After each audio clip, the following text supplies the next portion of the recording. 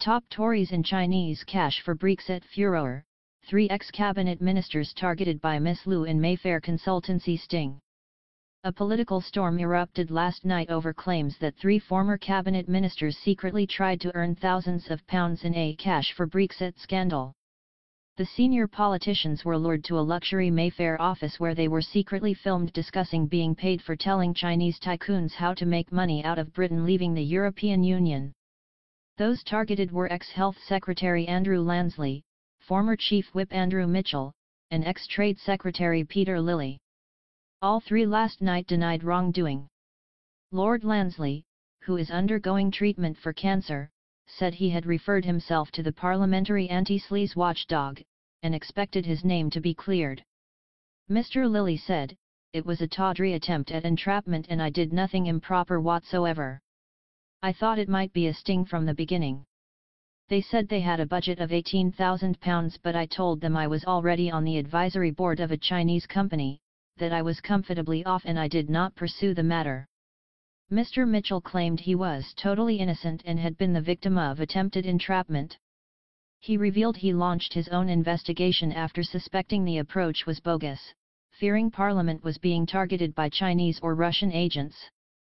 Mr. Mitchell said he was aided by the British authorities, but refused to confirm or deny whether he was referring to MI5. The latest Westminster sleaze claims follow a 3-month investigation by Channel 4's Dispatches programme. Producers say their expose would show how former cabinet ministers are offering themselves to private companies as Brexit advisors. The trio were lured to Mayfair where they were greeted by a Chinese woman. She gave her name as Fei Lu and claimed to represent Chinese millionaires. They were offered a highly attractive remuneration package and an all-expenses-paid trip to Hong Kong in return for attending 4 London meetings a year.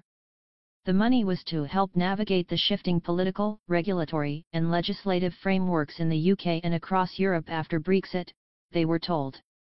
For their sting, Channel 4 invited the politicians to an office in the exclusive area of St James's in October to meet Miss Liu, who claimed to be managing director of Tianfen Consulting but was in fact an undercover reporter.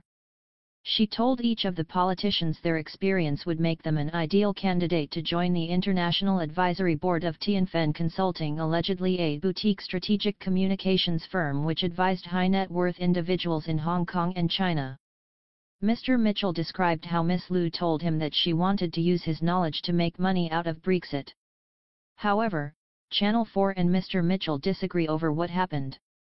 Both agree he said he charged £6,000 a day to do non-political work, would consider doing 5 or 6 days' work a year for Tianfen, but would do no lobbying because it was against Commons rules. Mr. Mitchell also said he would consult parliamentary chiefs before doing any work for Tianfen.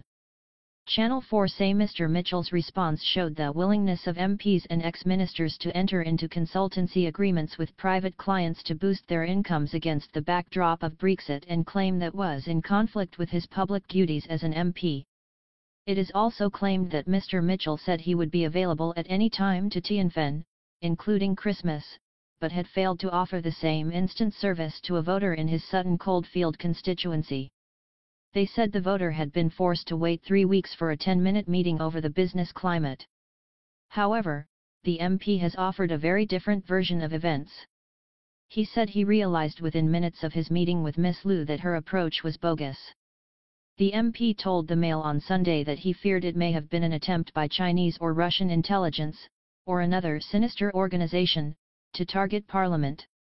Former banker Mr. Mitchell, who has business experience in Hong Kong, got a friend in the former British colony to visit the address of Tianfen Consulting provided by Miss Liu. He also sought the help of British authorities believed to be MI5 who later told him they had confirmed he had been targeted by a bogus organization.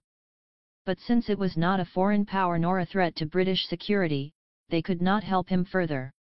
2 months after the initial approach, Mr. Mitchell received another email from Miss Liu, informing him that the Tianfen offer had been dropped.